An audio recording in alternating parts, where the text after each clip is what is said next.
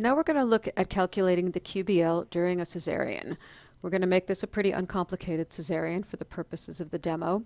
And first things first, we've closed up with the sections that we don't need, including vaginal delivery, linens, and patient items.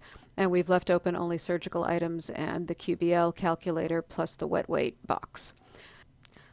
So we're going to be looking at two kinds of measurements during a cesarean. We're going to be looking at fluid volumes, and we're also going to be looking at the weights of blood-soaked items. Let's start with the fluid volumes first. The first one that you'll probably be entering into the calculator will be the amniotic fluid volume.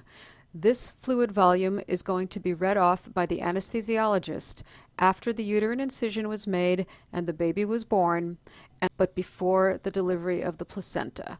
This is going to represent mostly amniotic fluid unless the patient has been already ruptured for some period of time. So although it's going to be blood tinged, although it's not going to be an exact down to the milliliter measurement, it's going to be predominantly amniotic fluid volume unless there was an abruption or some other cause of blood inside the uterus prior to delivery of the placenta. So anesthesiologist is going to announce this quantity. Let us say it's 125. The second volume that you're going to be interested in is the volume of irrigation fluid that was added to the field before the final irrigation after the fascia is closed. So knowing that the tech is going to start with a known quantity of normal saline on the field, say 1,000 mLs for a usual case, what we're going to want to know is what is the volume that was poured onto the field. So this will be the 1,000 mLs or more if more was added at some point during the case, minus the remaining volume in the tech's pitcher before pouring it out for the final irrigation after the fascia is closed. This means that the tech is going to have to briefly pause before pouring the final irrigation to read off the volume that is remaining in the pitcher. So for example, if the starting quantity of fluid was 1,000 milliliters and there's 350 remaining in the pitcher before the final irrigation, the irrigation volume that you'll put in here is 650. And then we're going to suction all the fluid out of the pouches before that last 350 is poured onto the field.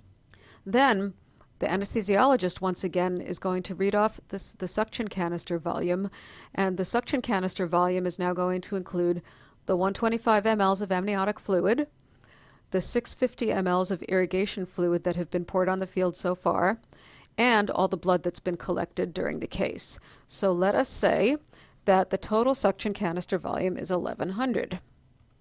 So again, three fluid volumes: amniotic fluid, irrigation volume of fluid that was used on the field prior to the final irrigation, and the total suction canister volume after the pouches have been fully suctioned out prior to the final irrigation.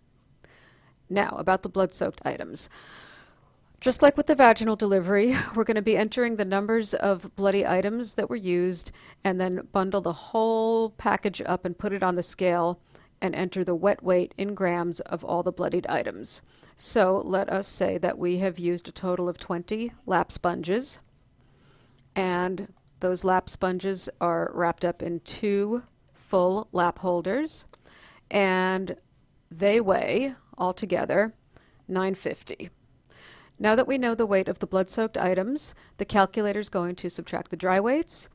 The calculator is going to input the total suction canister volume minus the amniotic fluid volume minus the irrigation volume and total it all up to give us a QBL of 835 mLs. Not bad.